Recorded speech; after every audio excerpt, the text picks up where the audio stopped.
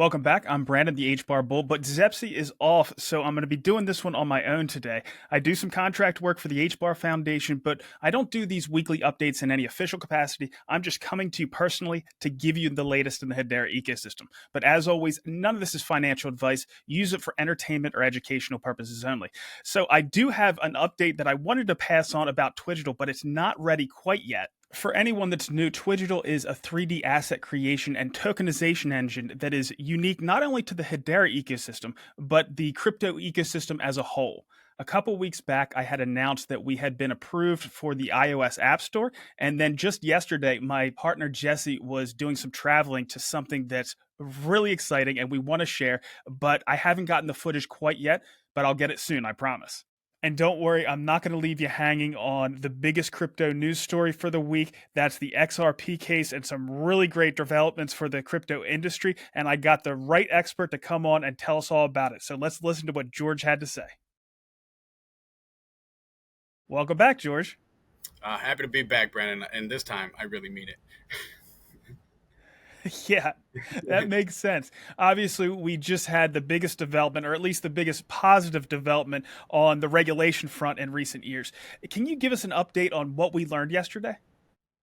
Yeah, so this huge news. So the Ripple case, we finally got the decision that we've been waiting for a very long time at this point. We've talked about ad nauseum on the show. But finally, like the reason I said I'm actually happy to be back is because for the first time in a long time, feels like forever, there's good news. There's good news for the market.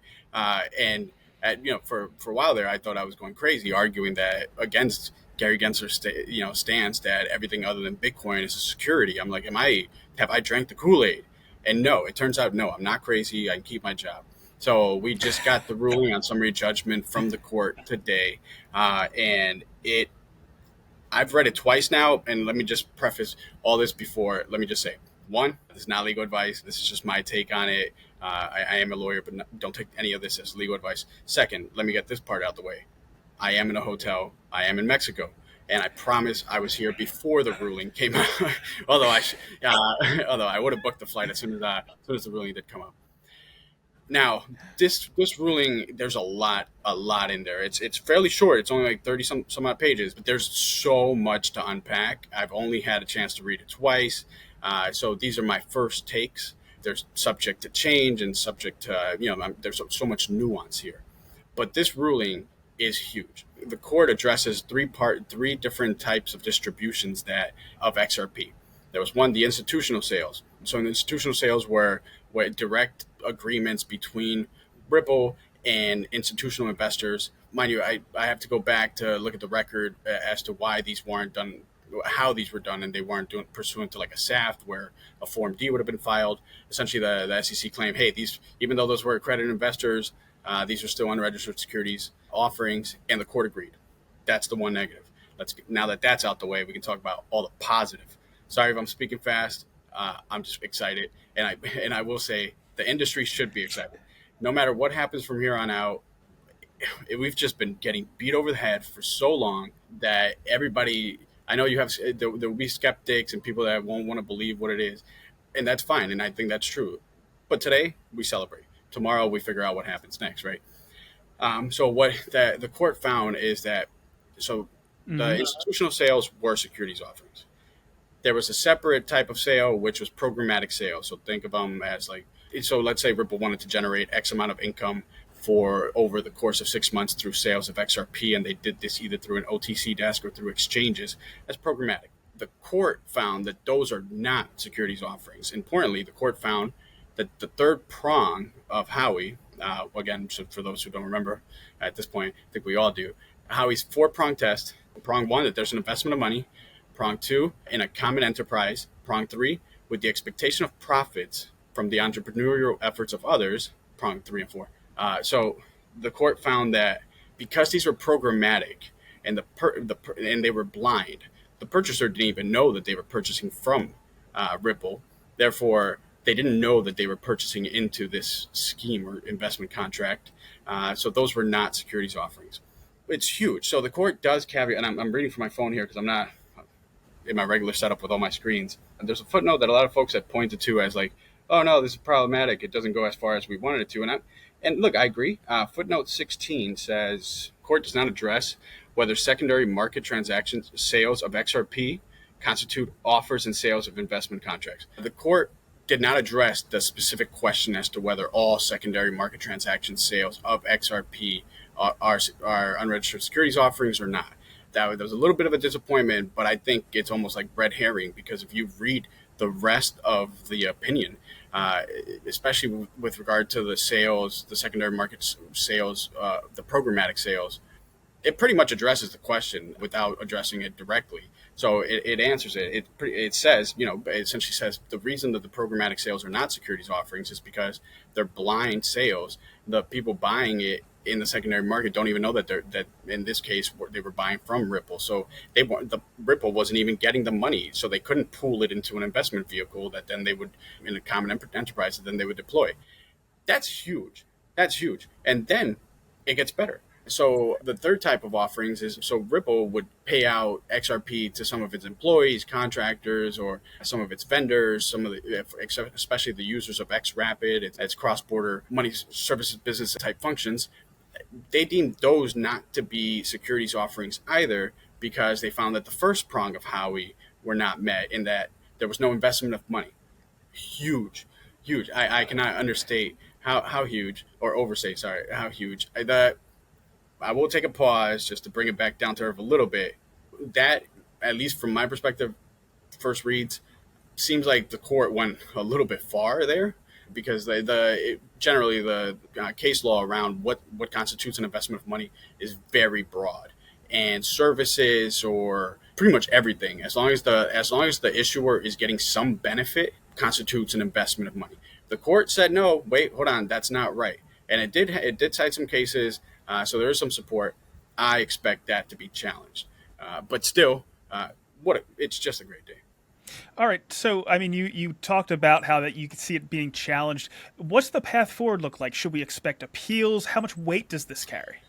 This Southern District of New York, there is no bigger court when it comes to all these types of financial cases, especially with the SEC. This is where they bring it, right? A lot of folks were upset, rightfully, with the library case, but that was New Hampshire court, where it's like it has less precedent. A Second Circuit court, much more precedent. So this carries significant weight. Now, path forward. There are still some open questions. The case is not done. The SEC did win when it comes to the institutional sales, but there are still open questions. The case will continue. Do I expect an appeal? Yes, very much so. In my opinion, this has the potential that if Ripple wins on appeal, and likely goes to the Supreme Court on this decision, if Ripple wins, I see the SEC dropping its case against Coinbase, because you can imagine Coinbase's position. They'll just file a letter to the court saying, "Look, court, look at the mess that there is in this regulatory space." The Sure. SEC came out. We had listed XRP. There was a lot of volume. A lot of our customers purchased and sold XRP on our exchange.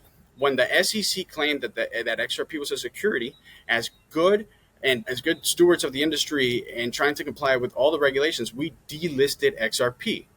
It turns out now that XRP is not a security. How is it at anything but not clear? Right. So the SEC is going to have to confront that argument, and I'm not sure that that's an argument that the SEC wants that case anymore if they lose on appeal. Still far out, but that's how monumental I think this is. So you've kind of already addressed this, but what does this mean for the broader industry? The crypto space in the long run.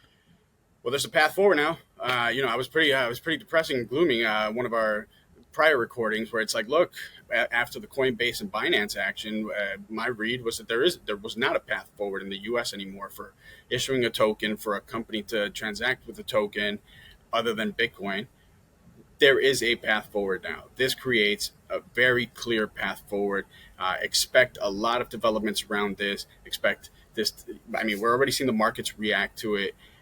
This is just very positive news. I think this takes a little bit of wind out of Chairman Gensler's sails, will make him take a step back, and now maybe he'll come to the table and really negotiate, or really try to come to a resolution that allows the industry to thrive, as opposed to what he was doing before, where it was just destroying the industry, at least in the U.S. give us the clarity we've been begging for a long time. George, we talked last week. I didn't think we were going to have you back so quickly, but I did want to thank you for coming on here for such short notice because I only gave you a few hours. Well, look, I'm happy to be here. Again, very, very happy to be here. I think this is great news. Happy to provide some clarity. I know there's going to be a lot of interpretations on what this means, so I'm just happy to be on the show, express my excitement. I will be celebrating. I hope everybody else too, within reason. All right, well, this is absolutely huge for the space. George, again, thank you so much for swinging on, but the show must go on, so I'm going to go right into Shark Bites. All right, well, enjoy. I look forward to watching the clip. Welcome back, Rob. Where are you hailing from this week? It looks like you're in the same place you were last week, right? Hey, Brandon. Yes, I'm in sunny Italy, enjoying the European summer. It's hence the wild man look I'm currently wearing. Well, we'll get into it. I know you have some limited time here today, so we'll jump right into it. We're going to be going through some community questions again. The first one is from Mark Simmons, 8394. He noticed that TPS went down significantly for a week or so. Of course, now it's back up to all-time highs. Does this mean that one use case is actually making 95% of the transactions? And how come a legit business can so easily stop transacting without causing major disruptions to their business? I guess I'm concerned that the transactions that are being seen are not a realistic view of adoption and not a real must-have for this business. All right, so the first thing I want to touch on with this is I'm not sure that when transactions drop off, these transactions are mostly being generated by App.io, but when they drop off, I'm not sure what App.io is doing, if they're making adjustments to their platform and then bringing it back up. But I do know that when that happens, the transactions are being queued. So that data is not lost. When they go back up and ramp back up, they are capturing that information on HCS. So I know that, but from your perspective, Rob, what do you think? Yeah, I mean, we need to remember that we're still very early. I know that's almost a cliche, but we're very early, and we've got this world-class business running the most transactions on any blockchain anywhere. That's the thing we need to remember first. Also, there are very few super high volume use cases. There'll be lots of users of them, but the use cases themselves need to mature. We have hundreds of use cases and hundreds of, if not many more than that, projects building or in production on Hedera right now, but they may just do one transaction a day or one an hour or 10 an hour. It's not actually going to change the TPS effect with such a huge volume coming through Atma, right? So it doesn't mean that the network's not being used. It just means that there's one massive use case that is driving primarily HCS transactions at the moment, blitzes all the others in terms of what we see. Of course, when it switches off, then it goes back to the background TPS that, once we've been acclimatized to the Atma volume, then it feels like there's nothing going on. But of course, there is still all of these other projects operating on mainnet. Why does Atma switch off from time to time? I don't know. But having built many enterprise solutions, there are times where you have to ramp it back or slow it down in order to implement a systems upgrade. Or maybe there's some assurance process that they need to go through because they're still in the early stage. But as you say, when they come back at a higher level, which suggests something has happened in order to affect that new mini step. And there will be a backlog or a queue that has been built while they're not publishing transactions to the mainnet during the course of that maintenance window, let's call it, whatever that might be. Yes, of course. I mean, this happens. We need to be able to manage brand new systems with high volume in a way where sometimes you throttle it back, you take a look, and then you resume again at a higher level. I don't know the exact reason this is happening, but clearly that is what is happening. And it is very useful to see what the background activity is when it isn't there. And I'm looking forward to it continuing to happen because I'm sure we will see the other projects sort of ramping up transactions as we go.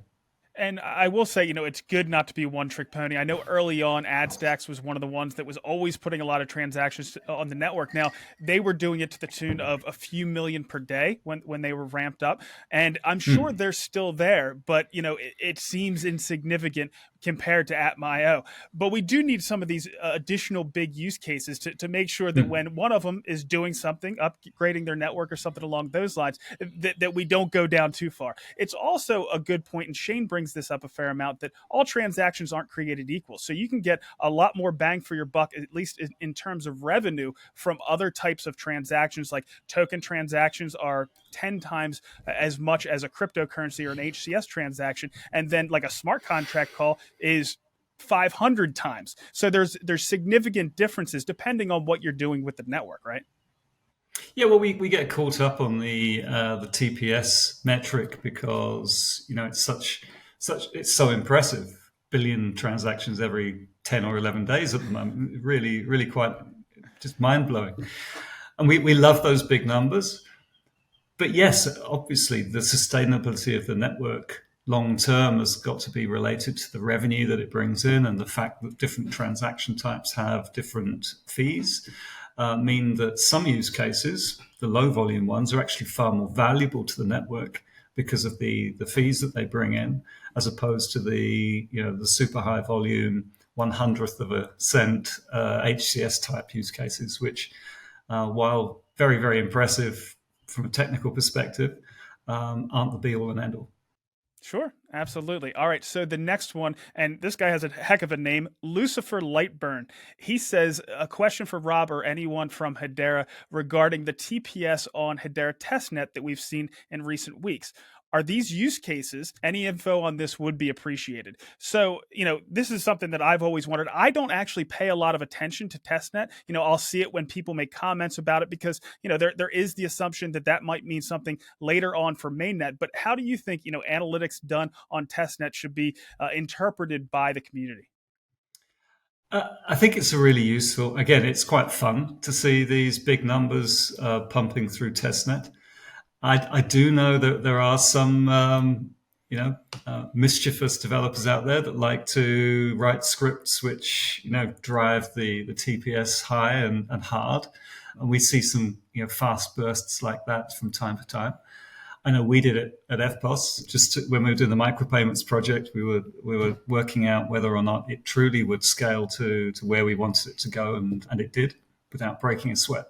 And that's the thing, you're trying to almost break it, right? To see if it'll pull all off of these what you want. all of these great promises are made, right? And as a technology project delivery guy, you got to prove it for yourself. So those are legitimate tests of the network itself. In terms of functional tests on the testnet, the testnet exists as a pre-production environment for developers and projects to run through, all of the things that they're doing. They will be doing in production before they get there. We have the preview yet as well, which is an earlier stage. And testnet resets every 3 months or so. So, it doesn't persist over time. It is just there to run one's solutions, one's tests across all the services that the mainnet provides, but in a safe environment. So it is a good indicator of the amount of activity, the amount of developer activity that's going on in the network. I guess it's an indicator of things to come. But if you're seeing 10,000 transactions per second one day on testnet, that doesn't equate to X plus 10,000 over the course of the next 3 months. It might do, but it's not a direct correlation. Yeah, because they're trying to push the network. But there is one thing that I have on a note on this is back in November of last year, it was actually Atmaio did a test, and I think they did it for 24 hours. And I was assuming that, again, they're trying to push the network, they're trying to break the network, see if it can handle what they want. And they were doing about 500 transactions per second. So I thought at most that's what they want to do. But here we see we're cruising along at 1,400. So they might push it even further once they make it to mainnet. Yeah, and only 2 or 3 months ago, that was 800 transactions a second. Mm-hmm. So remember, they've made these mini steps up to where they are at the moment. I don't know how far they're willing to keep on stepping up. They may step up all the way to 10,000. Who knows? And we actually saw a breach of 10,000 at one point, so we know it is possible to break through that what we thought was the throttle. Well, it is the throttle, but the throttle accommodates spikes or bursts through it. So it's not a hard ceiling. It allows for those very brief spikes that sometimes happen. Yeah, and we want to see them as much as possible. All right, the next one here is from Coinman, our friend, the HBAR. He says, I can see startups stockpiling HBAR if only to have a buffer, a bit like never allowing one's car fuel tank to drop below quarter full. But will enterprises do the same? Do they have to play by rules that would disallow something like this? All right, so first of all, I'm a startup with Twigital, and we want to make sure that we have enough in our account, in our minting account, that we never get close to the HBARs getting down to a point where we can't pay fees, and that would disrupt service. And of course, that would be a bad user experience. So we're going to make sure that we have plenty in that account. As far as speculation, the one nice thing, of course, with Hedera is the fees are paid in HBAR, but they're priced in dollars. So as long as we're generating revenue in dollars, we don't have to worry about it too much. We might, if we think there's a really good opportunity, as far as the HBAR price, get some more because we know we're going to have to use that in the future. But I don't think speculation is something that's going to be top of mind for the users. But from an enterprise perspective, what do you think, Rob? Well, absolutely. Even more so in many cases. Enterprise corporates have a function for this. It's called the treasury. And big enterprise have a whole department that is dedicated to ensuring that the cash at bank or banks or across different currencies are maintained sufficiently for the operation of the business. A business that is built on Hedera that needs to pay network fees requires a treasury, a fund of HBAR to do that. We just talked about Atma. Atma have an account that everyone can see, and it is from there that these network fees are paid. If an enterprise needs to plan, as they all do, with fiduciary care and duty for the operation of the business over a budgetary year or budgetary cycle, then they need to make an assessment on the running costs of that business. If that includes a cryptocurrency like HBAR, which although you pay for HBAR on fees that are priced in US dollars fixed, you still have to purchase the HBAR to pay for those fees. And the HBAR itself is volatile.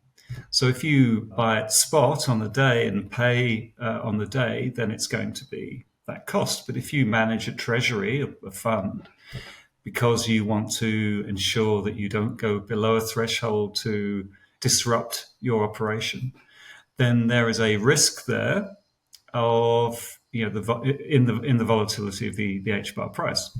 So a treasury department will need to ensure that it has sufficient HBAR in its treasury to support the operation, but not too much that it's outside its risk tolerance.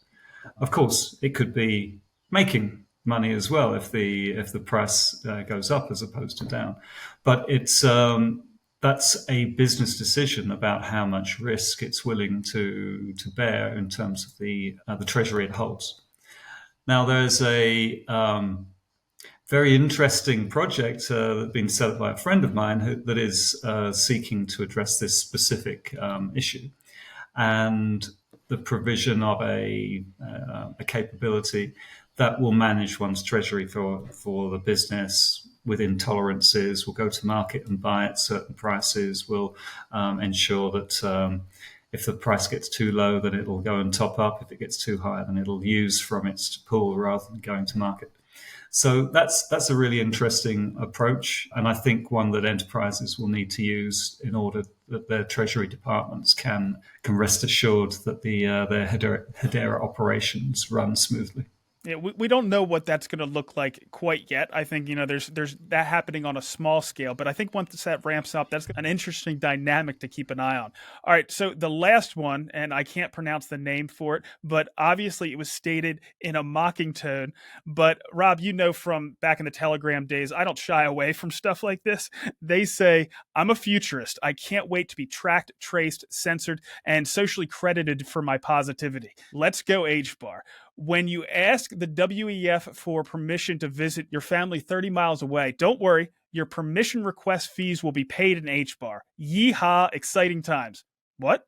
So to start off, Rob, I'd like to say that, DLTs are just a tool. We cover all of the positive things that can be done with them, but I'm sure there are going to be negative things that could be done with DLTs as well. But they are just a tool. What are your general thoughts? So I'm a futurist as well. And there is a dystopian future which the questioner portrays there, which is one where there is a lack of privacy, where there's state control of citizens and all the things that we don't want to happen in our lives. But as you say, DLTs are just technology and one can build privacy by design into the solutions. And in fact, we've got many ecosystem partners who are focused specifically on privacy by design and identity solutions that are privacy preserving.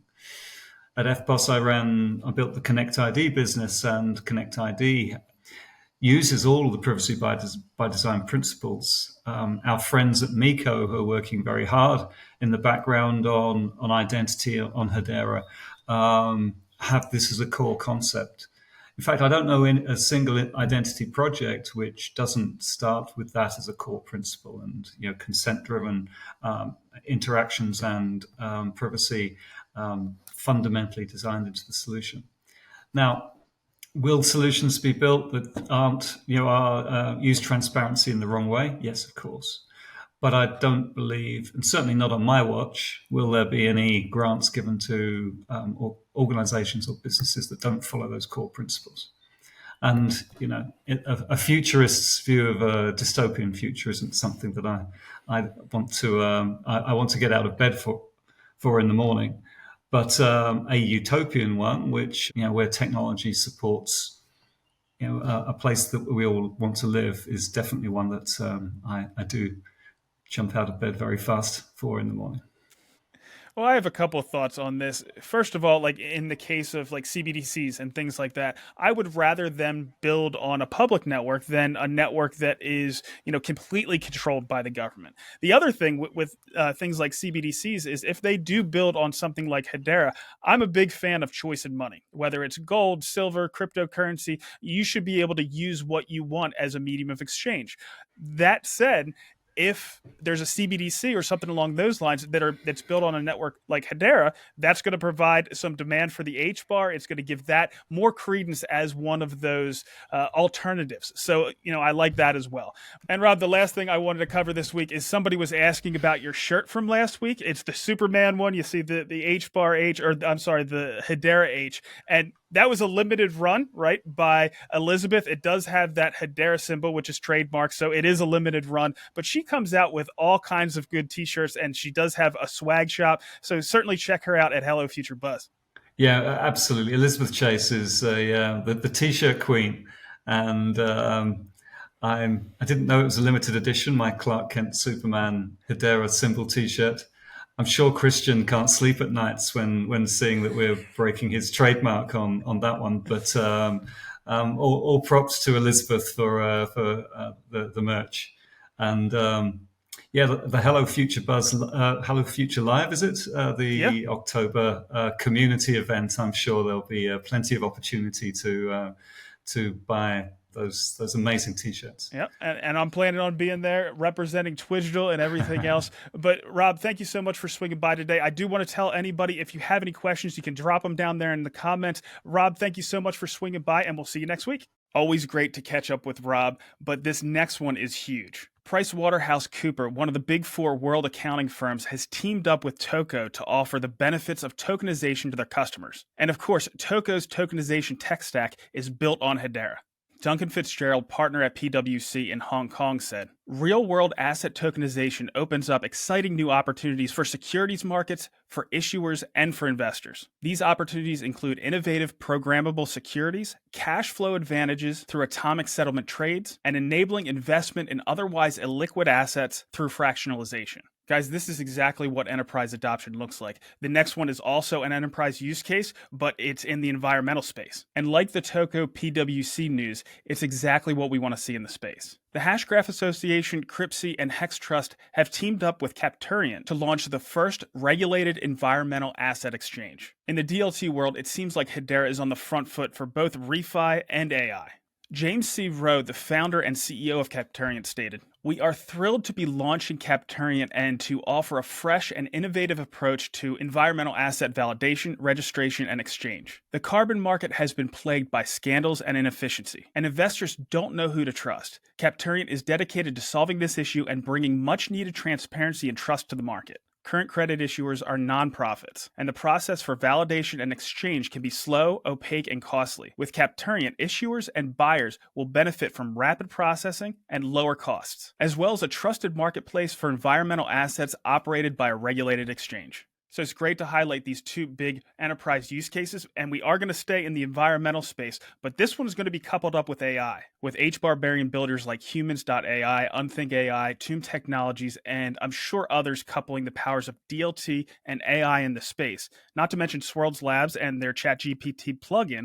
Hedera is well positioned at the tip of the spear of these two exponential technologies. But now we have Dovu making its mark, as they said in a tweet, using AI to streamline the onboarding of carbon projects while matching them to digital management verification and recording partners is essential if we want to speed up refi. Like so many in the Hedera space, Dovu is staying at the cutting edge of innovation.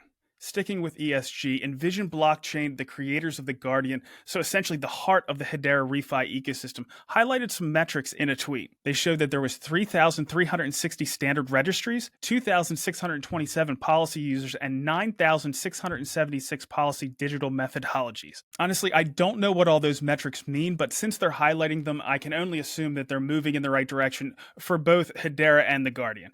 All right, so the next thing I wanted to highlight is we had a Twitter space with Google Cloud this past week. It was, of course, on the HBAR Foundation Twitter space, and they went through all kinds of stuff. And we had a special guest, Shane, and I wanted to highlight some of the things that they came out with because I really enjoyed the Twitter space overall, and I know a lot of other people did as well, but I wanted to make sure we caught the highlights. Kind of what I'm wondering is an extrapolation of, given what TPS is going on now, what you might expect in 2 years or something like that, given other companies that are building, but the transactions aren't on mainnet yet. Yeah, I mean, I think we do anticipate certainly growth, right? I mean, the thing with enterprise use cases, which is not necessarily the focus, but is a focus for the Hedera ecosystem, is they kind of slow roll, right? And enterprise use cases tend to be much longer, they take much longer to implement, but once they are implemented, it's kind of a big bang in terms of the transactions that actually start occurring, because obviously enterprises, including ourselves, have a lot of transactions happening already, whether that would be on a traditional database or whatever it may be. And also enterprises used to have large user bases. Certainly Google has a very large user base. And so when we think about that, if I think about the next 12 to 36 months for the Hedera ecosystem, like as long as we can successfully onboard some of these enterprise use cases, I think we'll see pretty significant spikes, hopefully, because they will kind of transition everything all at once, rather than if you look at sort of the more start from scratch developer ecosystem that is building something that will then they need to acquire users for. It's great because they can be immediately on the network and they can be using mainnet and sort of be in production, but the transactions aren't there because they actually have to go through the user acquisition process. So I would anticipate more and more of those enterprise use cases coming online in the next 1 to 2 to 3 years. Yeah, I'll add to that. Simon's absolutely right. And I think that, many of you watch mainnet and testnet. It's probably your daily dashboard. And you've seen lately a lot of activity, high throughput activity on testnet, which is an indication of some of the other use cases that will likely be coming live. Though I can't describe what those are. Again, to Simon's point, a lot of these enterprises, they want to keep these things under wrap. Why? They consider this a competitive differentiation. So until they're ready to announce it, they're not going to announce it. That said, I will say that we do expect multiple thousands of transactions from a sustained TPS perspective, in the next couple of years for sure. I think that there's the idea of sustained TPS, then there's the idea of max TPS, and we've seen max TPS as high as almost 9,000 TPS on mainnet from a max perspective. It's that sustained TPS. The other thing I would describe that we are focused on at the foundation is the different types of transactions. So, there's the Hedera consensus service transaction, which are the cheapest transactions on the network, but the most volume oftentimes. And then you've got the token service, which is a more expensive transaction. And then you've got the smart contract service. We have really been focusing largely on the last two. The more token services that can be used, the more revenue generated by the network, et cetera. And so that's where one of the use cases that we are seeing, and it goes across on-chain finance, it goes across consumer engagement, it goes across sustainability, is this idea of having tokenized assets, asset tokenization in multiple industries across the network. And I think you'll see in the latest Masari report, our revenue continues to grow and increase, but we want that transaction mix, if you will, to shift. It's going to take a lot of shifting given the high throughput transactions that are going on that are HCS related, but that is a focus for us. I do want to get back to Simon here. I'm going to ask my own question, but I'm sure it's something that the audience will be interested in as well. Obviously, Google made the commitment to become a Hedera governing council member and has been one of the most involved to date. What about Hedera drives Google to be so involved? Yeah, that's a good question. I mean, I think we saw the potential in the Hedera ecosystem early on. We, to your point, even though we joined the council in, I guess, officially late 2019, we were engaged with, Mance and Lehman and team and some of the previous folks at Hedera as early as, I would say, late 2018, kind of going into 2019. I think that was also at the time of what you may call as kind of the first blockchain enterprise wave that I wouldn't say quite lived up to the hype, but it was there, right? There was a lot of folks that were interested, a lot of conversations that were happening. And I think at the time, looking at our sort of early days of blockchain efforts and kind of looking at the enterprise space and the potential value that we could deliver there, it was interesting for us to see a permission network that had sort of the throughput and the trust and the performance of some of these other networks, yet sort of focus on the enterprise space. And so I think for many reasons, we thought that it would be good for us to participate in the ecosystem. But I will also say that sort of served as maybe a bit of an educational effort for us as an organization, right? Google has a lot of that DNA that I think I mentioned earlier that is analogous to Web3, whether that's sort of a lot of builders, whether that's a lot of sort of open source initiatives. And while we did have a lot of that back in, let's say, 2018, we didn't really have formalized efforts around this particular space.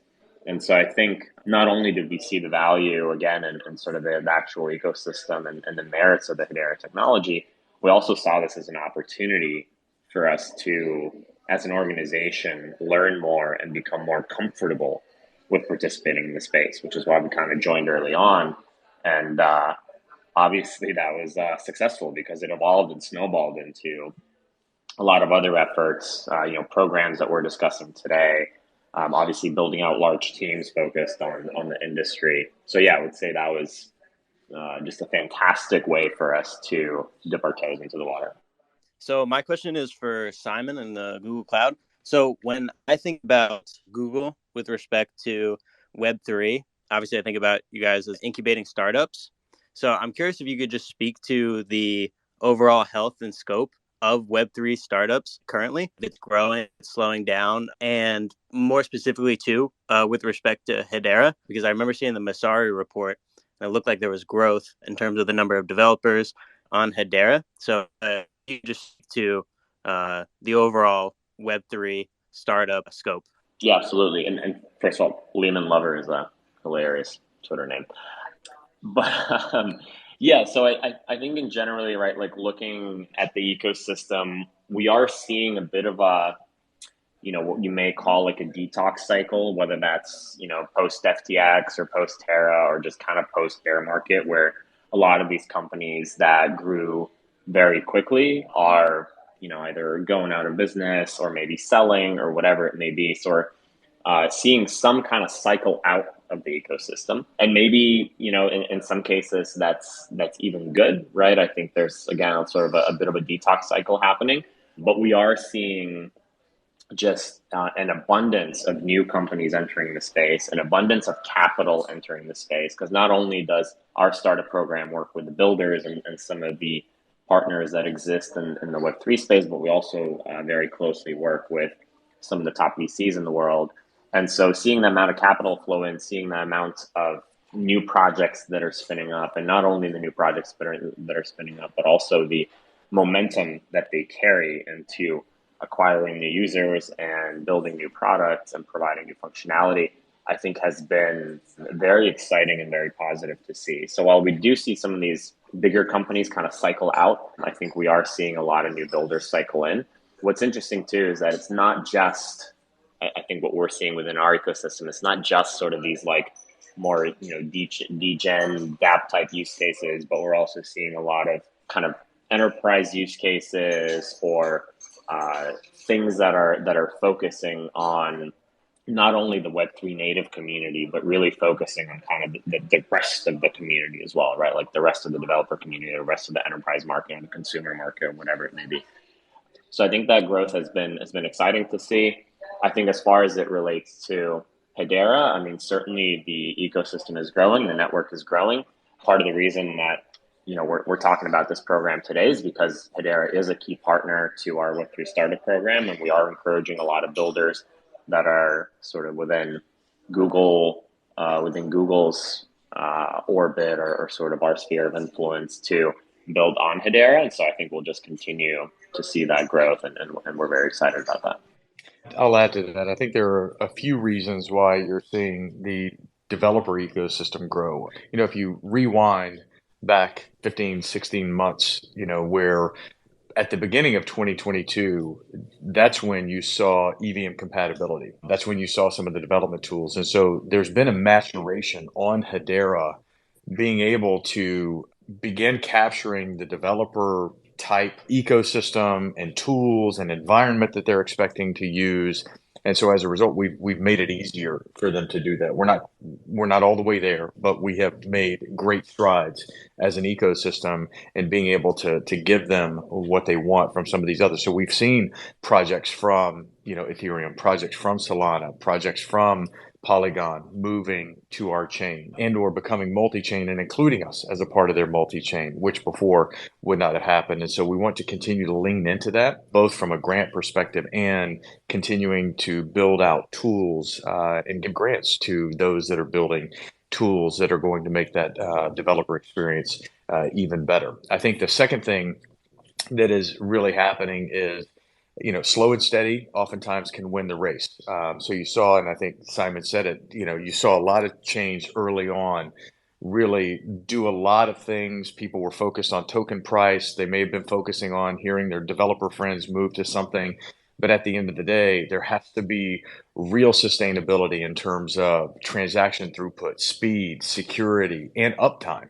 And we've seen some of the other chains fall down on some of these. And so I think if you're really trying to build a real business and your chain isn't up, guess what? You're losing revenue, right? And so I think many of these projects are realizing how important that is. And they see Hedera and they said, let's go try it out. And we've tried to, as the HBAR Foundation, incentivize and open them with welcome arms. I'm excited generally about the actual technological merits of DLT at scale. rather than just kind of focusing on let's say the financial aspect of this entire industry. And I think that those technological merits of DLT at scale, that will require what some refer to as like abstracted adoption. We all know that the user experience is still pretty awful today in Web3, but it can be, and I think will be, improved with abstracting Web3 altogether from the users interacting with the application while providing the benefits kind of, without the complexity. What form that will come in, whether that's, say, decentralized social or, whatever it may be, I think is yet to be seen. But that's why I think in particular, some of the use cases on Hedera are exciting as well, because again, going back to the point on, some of these, whether you want to call them Web 2 companies or enterprises entering the space, a lot of them do have large use cases, they have large user bases, and so they have the ability to integrate the benefits of DLT or Web3 without necessarily surfacing that complexity to their user base, whether that would be a business user base or a consumer user base. And so that I think is, where we'll continue to see some exciting things. There's obviously a lot of other areas, we talked about other verticals, Shane mentioned a few. So, could be different shapes and sizes of the use cases, but that's where I see some of the value in the near future. This is one I'm pretty passionate about, and it's along the same lines as Simon, but right now it requires for anyone to engage in the space requires behavioral change, requires too much technical knowledge, whether it's setting up a wallet or whatever it may be. It's still too technical in nature. The user experience isn't there. We aren't going to see this market, in my opinion, truly take off until a use case or a set of users doesn't know that there's a DLT on the back end, doesn't know that blockchain technology is being used. Only then will we see it. When you think about the early days of the internet, I don't think people market it. Guess what? This application is backended by Oracle. It's the fastest Oracle database. It's over Microsoft SQL Server. They didn't do that, right? And so until we get to that point of maturation and having a user experience that is seamless, that meets the user where they are in the way that they engage with their iPhone or their applications today, but oh, by the way, it is using DLT on the back end, that provides a lot of benefits, a lot of freedom to the user. I just don't think we're going to see this, continue to really grow in earnest. It is growing. It will continue to grow. But I think to the point that Simon made on, we haven't seen that one killer use case that's reaching billions of users. And I just simply believe because the user experience remains too technical. When we see it, you're going to see a lot of other companies trying to innovate and be fast followers. Stay tuned for more and more updates and developments from the Google side. We're continuing to be excited about the Hedera ecosystem and are absolutely just here to support it, right? So feel free to reach out. Feel free to apply to our program. Come build with us. Come hang out with us at some of these conferences. And looking forward to hopefully meeting more of you folks in person and more of the ecosystem in person. Now, I don't know about you guys, but I hope we continue to see that kind of engagement from Hedera Governing Council members. All right, it's time for one of those hard left turns. We're going to get into Hedera gaming. I want to get into how Liithos is continuing to make waves. The process of putting out a AAA game like Asphalt takes years, and Liithos is following a strategy of being an entertainment company. They've put out art, comic books, and video content with compelling storylines to keep the audience engaged. And this is continuing with their latest comic book series, Trace War, which you can check out on their Kickstarter. All right, and next up we have Calaxy. And guys, I know that I'm burning through a lot of this news fairly quickly. I actually have an interview with Lehman and Mance later on today, so I want to make sure that I get through all the news, but I'm also prepared to make sure we get a good interview there. So, of course, Calaxy is a social media platform that's likely to be the largest within the Hedera ecosystem by a pretty large margin. Chad Weston, the chief design officer at Calaxy, has been showcasing a demo of their app. Calaxy has been a long time coming, but I'm sure it's going to be worth the wait. So, Chad, Solo, Spencer, one question. When are you guys going to launch? And another thing I noticed this week in the HBAR economy is Bitrue is offering some pretty impressive APRs that I'm sure the audience will be interested in. I'm not sure how they get the 10%, but that's what they're touting. So it's significantly above what we get from Hedera native staking. So up next, we caught a great LinkedIn post about a partnership that Neuron made with Sky Drones, and I'll just read the first couple paragraphs. So they said, exciting news for drone operators. Sky Drones are thrilled to share the latest integration of Sky Drones Cloud and Neuron innovations in action, revolutionizing the world of drone operations. The integration was done as a part of Project Blueprint, a part of the Flight Future 3 Challenge supported by Innovate UK, and they link to UK research and innovation. Real-time air traffic information at your fingertips. Imagine having access to accurate, up-to-the-second air traffic data while operating your drone. Air traffic data while operating your drone. Thanks to the groundbreaking collaboration between SkyDrone's Cloud and Neuron Innovations, this innovation is now a reality. And for anyone that doesn't know what the Hedera builders Neuron are up to, here's a quick clip to explain exactly what they're up to. James, Neuron is focused on combining DLT and Internet of Things, or IoT. Can you tell us about your initial drone tracking use case that captured a lot of attention early on, and then maybe how Neuron is now expanding that IoT scope into some new areas? Yeah, sure. We've been doing tons of work on the aviation use case, and it's really our focus at the moment. We've got two huge pilot projects. One of them is at Cranfield Airport. It's called Project Blueprint. We actually had our launch event last week. We had 120 executives turn up. We had people within government departments there. We had 4 members of the regulatory team there, the Civil Aviation Authority. We even had Google Wing there watching us and commenting, asking us some great questions. So there was some really good attendance from some top companies, big aerospace companies and big technology companies, really interested in what we're doing. And I think we're now getting consensus within industry that this is the right solution, and having these ground-based sensor networks is really what is needed. The regulator even said we need a solution like this. This is the future of the solution. So we kind of got that validation now from the market, from the regulator, from government, that this is the right approach to be taking.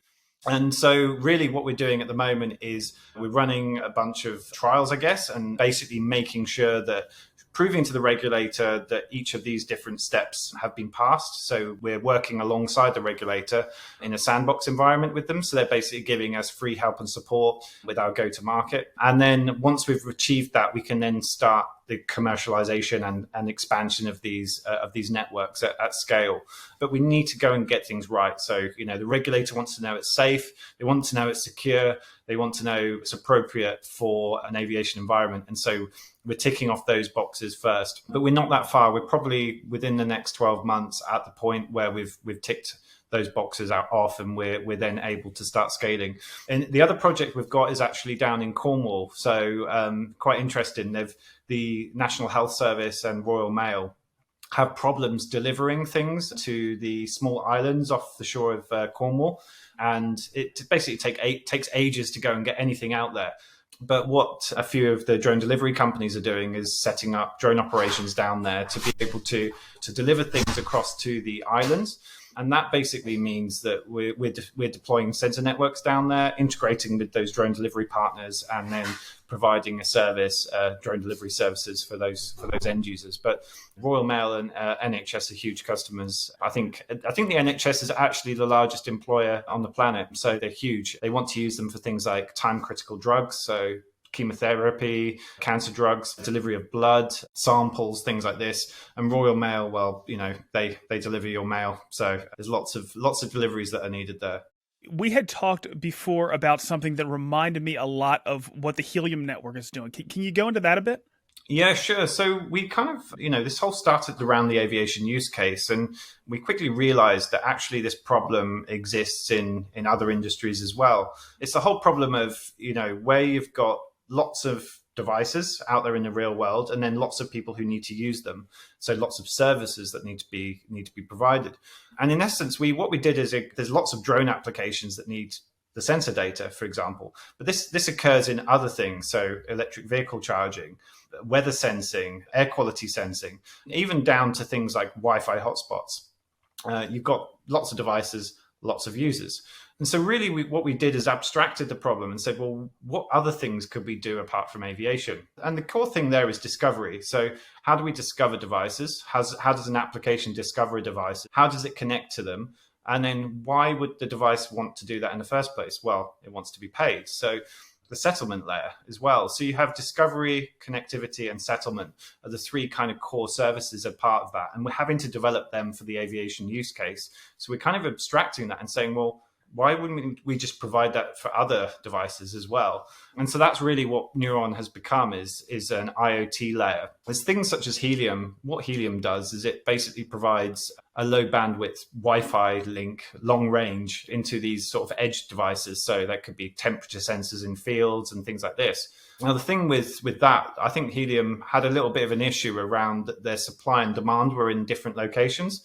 The demand for LoRaWAN, which is basically what their devices provide, is a connectivity service.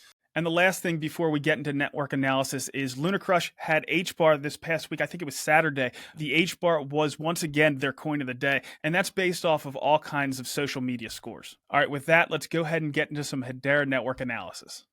So we've had about 122 million transactions over the past 24 hours with an average TPS of over 1,400 and a max TPS of just about 4,500. Let me say that again. We've been processing over 1,400 transactions per second on average over the past day.